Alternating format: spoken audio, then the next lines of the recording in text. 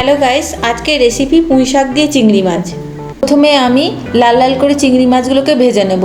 তারপরে কড়াইয়ে আমি 5 ফোড়ন দিয়ে দেবো, দুটো কাঁচা লঙ্কা দিয়ে দেবো।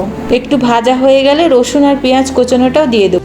পেঁয়াজ আর রসুনটা হাফ ভাজা হয়ে গেলে পরে আলু, বেগুন আর মিষ্টি কুমড়োটা দিয়ে সবজিগুলো ভাজা হয়ে গেলে ওর উপরে পুঁই শাকটা দিয়ে দেবো। হালকা করে নেড়ে চেড়ে নুন, হলুদ, কাশ্মীরি লঙ্কার গুঁড়ো আর নুন দিয়ে দেবো। সবজিগুলো নেড়ে চেড়ে দিয়ে সেদ্ধ হওয়ার জন্য আমি ঢাকা দিয়ে দিলাম। ঢাকা খুলে দেখব সমস্ত সবজিগুলো আমার সেদ্ধ হয়ে গেছে। এবার আমি সর্ষে বাটাটা দিয়ে দেবো। অল্প করে কষিয়ে নিয়ে তার সঙ্গে আমরা চিংড়ি মাছটা দিয়ে দেবো। একটু নাড়াচাড়া করে 5 মিনিটের জন্য আমি ঢাকা দিয়ে দেবো। ব্যাস, আমার 5 মিনিট পর খুললে আমার রেসিপি কমপ্লিট। কি সুন্দর তেল ছেড়ে গেছে। কে কে আমার রেসিপিটা ট্রাই করছো কমেন্ট করে জানাবে। দেখা হচ্ছে নেক্সট কোনো ভিডিওতে। টাটা।